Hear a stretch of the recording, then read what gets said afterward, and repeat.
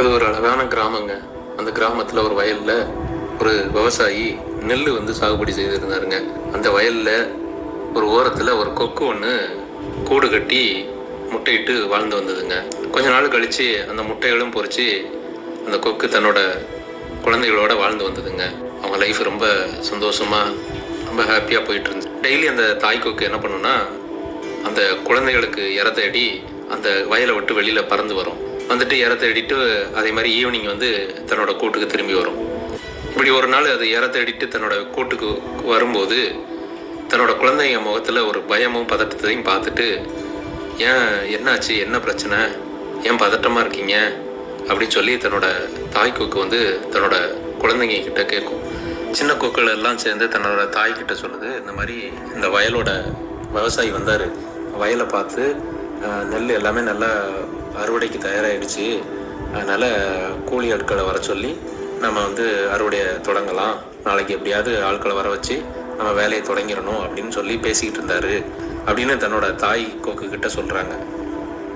தொடர்ந்து அந்த சின்ன கொக்குகள் எல்லாம் சேர்ந்து தன்னோட அம்மா கிட்ட கேட்குறாங்க, அம்மா எங்களுக்கு சரியாக வேற பறக்க தெரியாது, சப்போஸ் அவங்க நாளைக்கு அறுவடைக்கு வந்துட்டாங்க அப்படின்னா நம்ம எங்கே போக முடியும் அப்படின்னு சொல்லி மிக வருத்தத்தோடு தன்னோட தாய்கிட்ட கேட்குறாங்க. அப்போ அந்த தாய் கொக்கு சொல்லுது, நாளைக்கு கண்டிப்பாக யாரும் அறுவடைக்கு ஆள்லாம் வரமாட்டாங்க, நீங்கள் அதை பற்றி எதுவும் வருத்தப்படாதீங்க, நல்லபடியாக போய் தூங்குங்க, காலையில் பார்த்துக்குவோம் அப்படின்னு சொல்லி போய் தூங்க போயிடுவாங்க. மறுநாள் அதே மாதிரி காலையில் யாருமே அங்கே அறுவடைக்கு வரல. அதனால் தன்னோட தாய் கொக்கு தன்னோட வேலையை தொடர்ந்து செய்ய ஆரம்பிச்சிது. இப்படியே கொஞ்ச நாள் போச்சு. சில நாட்கள் கழிஞ்சதுக்கப்புறமும் அவங்க ரொம்ப சந்தோஷமாக தான் இருந்தாங்க. கொஞ்ச நாளைக்கு அப்புறம் இதே மாதிரி இந்த தாய் கொக்கு இற தேடிட்டு தன்னோட வீட்டுக்கு வரும்போது அதே மாதிரி இந்த சின்ன கொக்குகள் எல்லாம் ஒரு நடுக்கத்தோட ஒரு பயத்தோடு இருந்து, அப்போ உடனே அதே மாதிரி இந்த தாய் கொக்கு கேட்குது, ஏன் என்ன பிரச்சனை, மறுபடியும் என்ன பதட்டமாக இருக்கீங்க அப்படின்னு சொல்லி கேட்கும். அப்போ அந்த சின்ன கொக்குகள் எல்லாம் சொல்லும், அந்த மாதிரி இன்றைக்கும் அந்த வயலோட விவசாயி வந்தார், வயலை பார்த்துட்டு ஒரு வருத்தத்தோடு சொல்லிட்டு போனார், இந்த மாதிரி அதாவது ஊரில் இருக்கக்கூடிய அந்த கூலி ஆட்களை நம்ம நம்பினோம், ஆனால் அவங்க யாரும் நமக்கு வேலை செய்யலை, அதனால் இனிமேல் நம்ம யாரையும் எதிர்பார்க்கக்கூடாது, இனி நம்ம வீட்டில் உள்ளவங்களையும் நம்ம தெரிஞ்சவங்களையும் நம்ம கூப்பிட்டு நம்ம வேலையை ஸ்டார்ட் பண்ணிடலாம் அப்படின்னு சொல்லி பேசிக்கிட்டு இருந்தாருன்னு தன்னோட அம்மா கிட்ட சொல்கிறாங்க. இதை கேட்ட அந்த தாய்க்கு தன்னோட குழந்தைகிட்ட சொல்லுது, ஒன்றும் பிரச்சனை இல்லை, நீங்கள் பயப்படாதீங்க, நாளைக்கும் ஆட்கள் யாரும் அறுவடைக்கு வரமாட்டாங்க, அதனால் நீங்கள் பயப்படாமல் இருங்க, தைரியமாக இருங்க அப்படின்னு சொல்லிட்டு அதே மாதிரி அவங்க தூங்க போயிடுவாங்க. மறுநாள் அதே மாதிரி தன் தாய் கொக்கு சொன்ன மாதிரி அங்கே யாரும் வரல அறுவடைக்கு. அதனால் இந்த குழந்தைங்களும் ரொம்ப சந்தோஷமாக இருந்துச்சு. தாய் கொக்கும் அதே மாதிரி தினமும் இற தேடி கொண்டாந்து குழந்தைங்களுக்கு கொடுத்துக்கிட்டு அவங்க வாழ்க்கையை சந்தோஷமாக கழிச்சிக்கிட்டு இருந்தாங்க. தாய் கொக்கும் தினமும் அந்த குழந்தைகளுக்கு இற தேடிட்டு அந்த மாதிரி கூட்டுக்கு வரும், ரொம்ப சந்தோஷமாக அவங்க நாட்களை கழிச்சிக்கிட்டு இருந்தாங்க.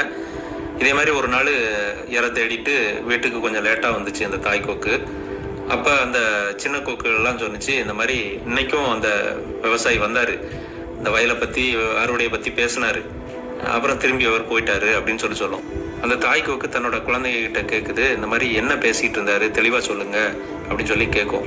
அந்த சின்ன கொக்குகள் எல்லாம் சொல்லும், இந்த மாதிரி அவர் எப்பவும் போல் வயலை பார்த்துட்டு நாளைக்கு நானே அறுவடையை ஸ்டார்ட் பண்ணிடணும்னு நினைக்கிறேன், ஏன்னா நம்ம ஊரில் உள்ள கூலி ஆட்களை நம்ம நம்பியிருந்தோம், அவங்களும் வரல, நம்ம வீட்டு ஆட்களையும் நம்பியிருந்தோம், நமக்கு தெரிஞ்சவங்களையும் நம்ம கூப்பிட்டு வேலையை ஆரம்பிக்கலாம்னு நினச்சிருந்தோம், ஆனால் யாரும் நமக்கு சப்போர்ட் பண்ணலை, அதனால் நாளைக்கு நானே வேலையை தொடங்கிட வேண்டியதான் அப்படின்னு சொல்லி பேசிகிட்டு இருந்தார் அப்படின்ட்டு தன்னோட தாய்கிட்ட சொல்லுதாங்க. அப்போ தான் அந்த தாய் கொக்குக்கு சின்ன ஒரு மன வருத்தம். சரி குழந்தைங்களே, கவலைப்படாதீங்க, நம்ம இன்றைக்கி நைட்டே நம்ம இங்கேருந்து இந்த இடத்த விட்டு நம்ம பறந்து வேற ஒரு இடத்துக்கு போய் கூடு கட்டி வாழலாம், சீக்கிரமாக ரெடி ஆகுங்க அப்படின்னு சொல்லி கேட்கும். அப்போ அந்த சின்ன கொக்குகள் எல்லாம் சேர்ந்து அம்மா கிட்ட கேட்கும், அம்மா வழக்கம் போல் எப்பவும் இவர் இப்படி தானே சொல்லிட்டு போயிட்டுருக்காரு, அப்புறம் எப்படி கன்ஃபார்மாக நீங்கள் சொல்கிறீங்க நாளைக்கு அவர் கண்டிப்பாக வந்துடுவாருன்னு, ஏன்னா இதுக்கு முன்னாடியும் அவர் இப்படி தான் சொல்லிட்டு போயிட்டு இருந்தார் வழக்கம் போல், ஆனால் மறுநாள் யாரும் அறுவடைக்கு வரல, அதனால் நம்ம ஏன் பயப்படணும், நம்ம ஏன் இந்த இடத்த விட்டு போகணும் அப்படின்னு சொல்லி இந்த சின்ன கொக்குகள் எல்லாம் தன்னோட தாய் கொக்குகிட்ட கேட்குறாங்க. தாய் கொக்கு தன்னோட குழந்தைகிட்ட சொல்லுது, இந்த விவசாயி முதல்ல ஊரில் உள்ள இந்த கூலி ஆட்களை நம்பியிருந்தார், ஆனால் அவங்கள சார்ந்திருந்ததுனால அவங்களும் வரல அந்த வேலைக்கு. அதுக்கப்புறம் தன்னோட வீட்டில் உள்ளவங்களையும் தனக்கு தெரிஞ்சவங்களையும் கூப்பிட்டு வந்து அறுவடையை ஸ்டார்ட் பண்ணணும்னு நினச்சாரு. அதுவும் அவருக்கு சாத்தியமாக அமையலை. அதனால் இப்போ அவர் என்ன சொல்லியிருக்காருன்னா, இந்த மாதிரி நானே வந்து அந்த வேலையை நான் ஸ்டார்ட் பண்ணுறேன்னு சொல்லியிருக்காரு. அதனால் அவர் கண்டிப்பாக நாளைக்கு வந்து அறுவடையை ஸ்டார்ட் பண்ணிடுவார். அதனால் நம்ம இங்கே இருந்தோம்னா நமக்கு தான் ஆபத்து. நாம் இந்த இடத்த விட்டு கிளம்பி வேற ஒரு இடத்துல போய் கூடு கட்டி வாழலாம். இந்த சூழ்நிலையில் அந்த சின்ன கொக்குகளும் கூட நல்லா பறக்கக்கூடிய சூழ்நிலையில் வளர்ந்துருந்துருந்துச்சு. அதனால் அவங்க அந்த இடத்துல இருந்து பத்திரமா வேற ஒரு இடத்துக்கு பறந்து போய் அங்கே கூடு கட்டி வளர்ந்தாங்க. மறுநாள் காலையில் அந்த தாய்க்கோக்கு சொன்ன மாதிரியே அந்த விவசாயி வந்து அவரே வயலில் இறங்கி அறுவடையை ஸ்டார்ட் பண்ணார். அறுவடையெல்லாம் முடிஞ்சு விளைச்சலை கணக்கு பார்க்கும்போது கொஞ்சம் கம்மியாக தான் அவருக்கு விளைச்சல் கிடைச்சிது. ஏன்னா சரியான திட்டமிடலும் அவருக்கான தேவைக்கான அந்த வேலையை அவரே வந்து முற்பட்டு செய்யலை அப்படிங்கிறதுனாலையும், அந்த குறித்த காலத்துக்குள்ளே அந்த வேலையை அவர் முடிக்கலை அப்படிங்கிறதுனாலையும் அவருக்கு அந்த விளைச்சல் வந்து கொஞ்சம் கம்மியாக தான் கிடைச்சிது. நம்ம வாழ்க்கையிலையும் நம்ம தேவைக்காக உள்ள ஒரு வேலைக்காக மற்றவங்கள முழுமையாக நம்ம சார்ந்திருப்போம். அது ஒரு சோம்பேறித்தனம் தான்.